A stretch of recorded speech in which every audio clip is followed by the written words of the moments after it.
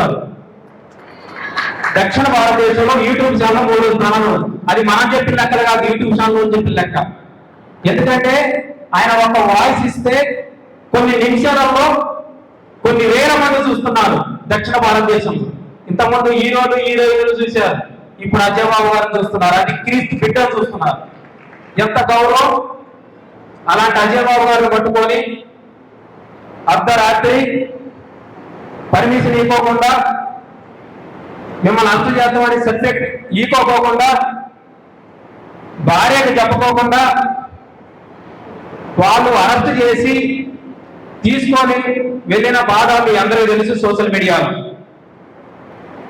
మేమేమంటున్నామంటే అతను ఒక రౌడీ కాదు, అతను ఒక వ్యభిచారి కాదు, ఆయన ఒక గంజాయి అమ్మే మూటా కాదు, ఆయన ఒక పాస్టర్. ప్రజలందరికీ